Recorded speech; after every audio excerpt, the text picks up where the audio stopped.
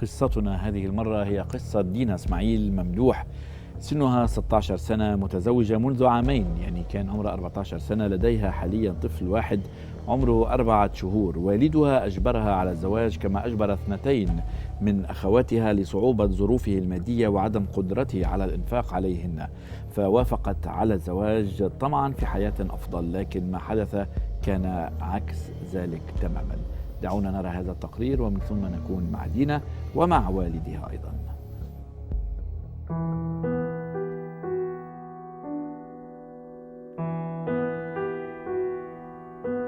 دينا اتجوزت وهي عندها 14 سنة ودلوقتي عندها 16 سنة. عندنا في الأرياف بيجوزوا البنات بدري، يعني البنت تتم 16 سنة 14 سنة يعني بيبقوا عايزين يجوزوها.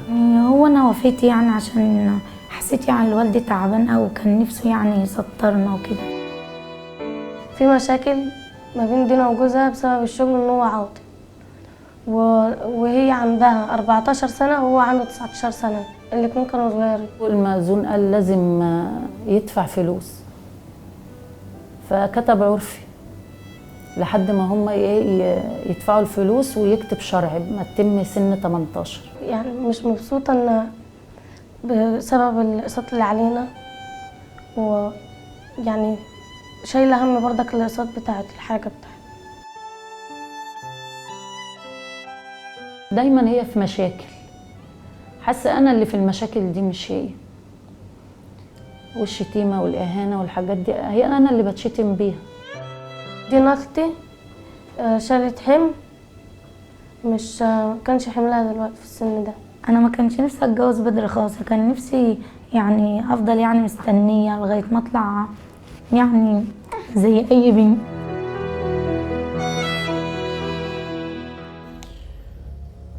يعني نهاية التقرير معبرة جدا عن واقع الحال. يعني الدمعة دي والبكوة دي والندم اللي كان باين عليك اني انا كنت عاوز اطلع زي اي بنت، يعني يدل على انك اخذتي قرار خاطئ جدا في حياتك وتسرعتي. ولكن هل كان هذا قرارك او قرار الوالد؟ لا، كان قرار يعني عشان والدي يعني مريض القلب وتعبان وكده كده، يعني محدش يعني بيسأل فينا. يعني هو على قده، فهو انا يعني حسبتها بيني وبين نفسي ان انا مثلا لو اتجوزت كده مثلا ان انا يعني هرتاح او هريح ان هو ما يشيلش يعني همي وكده. طيب انا برجع نفس السؤال، انت كان عمرك 14 سنة لما تزوجتي، يعني اليوم انت 16 سنة، كنت تزوجتي من 2 سنين. دي كان عمرك سنتين. قد ايه؟ ادي 2 سنين كده. يعني 14 سنة. 14 سنة كنتي شو بتعرفي عن الزواج؟ يعني نفس السؤال. يعني انت قلتي بدي اتزوج لارتاح، شو كنتي بتعرفي عن الزواج؟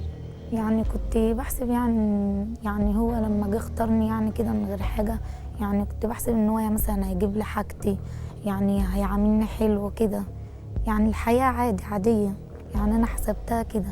كنت بتعرفي كل حاجه عن الزواج؟ لا. كنت بتعرفي واجباتك وحقوقك؟